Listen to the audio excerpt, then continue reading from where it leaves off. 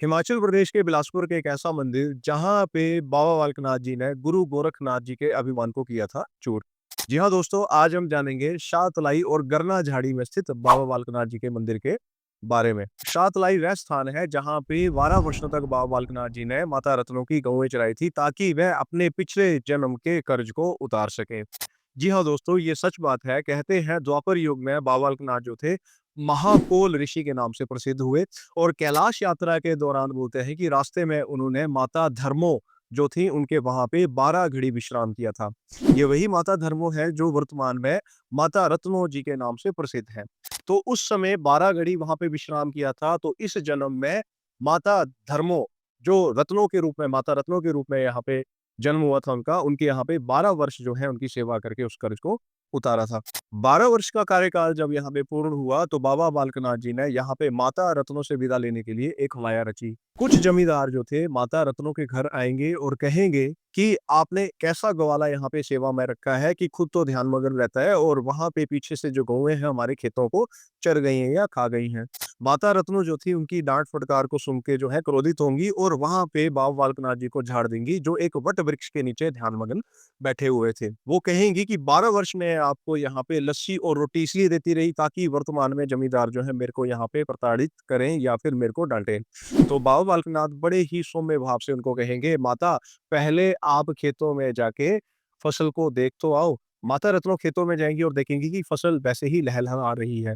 अपनी गलती का एहसास होगा और वापिस आके बाबा बालकनाथ जी से क्षमा मांगेंगी। बाबा बालकनाथ जी ने कहा कि आपने मुझे 12 साल की लस्सी और रोटी का ताना देकर अपमानित किया है। वहीं पे चिमटे का प्रहार करेंगे और लस्सी का कुंड जो है सामने आ जाएगा और बरगद के पेड़ से जो 12 साल तक उन्होंने रोटियां रखी थी वो भी माता को सामने वो रख देंगे और कहेंगे कि 12 साल तक आपने जो मेरे को लस्सी और रोटी दी थी वो मैं यहाँ पे रखी थी और 12 वर्ष तक जो है सिर्फ मैंने गऊओं के दुग्ध का ही सेवन किया है। अतः बाबा बालकनाथ जी को पौणाहारी या दुधारी भी कहा जाता है। तो यहाँ पे चिमटे के प्रहार से जो छा का कुंड क्रिएट हुआ था तो इस स्थान का नाम पड़ा छातलाई और बीतते समय के साथ जो है छातलाई से होता होता वर्तमान के शातलाई के नाम से ये स्थान जाना जाता है। इस स्थान को छोड़कर जो है बाबा बालकनाथ कुछ एक दूरी पे गए जहाँ पे गरना झाड़ी मंदिर स्थित है, वहां पे तपस्या में लीन हुए और बाबा बालकनाथ के चमत्कार जो थे दूर दूर तक फैले। और ये चमत्कार जो है जब गुरु गोरखनाथ जी को पता चला तो उनके मन में इच्छा हुई कि ऐसा चमत्कारी बालक जो है उनका शिष्य होना चाहिए। तो अपने शिष्यों के साथ जो है गुरु गोरखनाथ जो है गरना झाड़ी के समीप बाबा बालकनाथ को चेला बनाने के लिए आएंगे और जब उनके शिष्य बाबा बालकनाथ के कान में जो है मुंदरी डालने का प्रयास करेंगे तो उनके कान से स्वतः ही दूध की धारा बहने लग पड़ेगी और जैसे मुंदरी निकालते थे तो कान का जो छेद था वो खुद ब खुद बंद हो जाता था। तो गुरु गोरखनाथ जो है बाबा बालकनाथ को एक और चैलेंज देंगे और अपनी मृगछाला को हवा में उड़ा देंगे और बोलेंगे कि अगर आपके पास शक्ति है तो इस मृगछाला को धरती पे लाकर दिखाओ। तो बाबा बालकनाथ जो है अपने चिमटे के प्रहार से उस मृगछाला को धरती पे ले आएंगे। पर अब होगा क्या, एक चमत्कार। बाबा बालकनाथ जी का जो चिमटा था वो हवा में लहरा उठेगा। अब बाबा बालकनाथ जो है गोरखनाथ जी को बोलेंगे कि अगर आप में शक्ति है तो इस चिमटे को धरती पे लाकर दिखाओ। गोरखनाथ जी जो थे उन्होंने अपनी असंख्य शक्तियों का प्रयोग किया लेकिन वह चिमटे को धरती पे ना ला सके और अपने शिष्यों के साथ जो थे वो बाबा बालकनाथ जी के शरणागत हुए।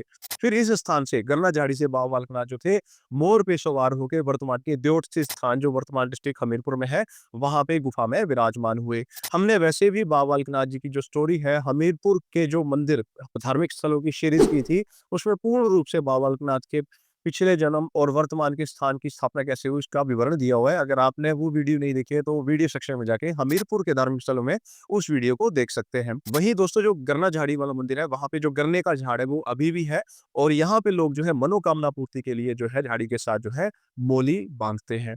अगर आप भी बाबा बालकनाथ जी द्योट सिद्ध स्थान पे आ रहे हैं तो सातलाई के साथ जो है गरना झाड़ी मंदिर में बाबा बालकनाथ जी के दर्शन करना ना भूलें। और अगले माह वैसे भी बाबा बालकनाथ जी के चैत्र माह के जो मेले हैं वो शुरू होने वाले हैं।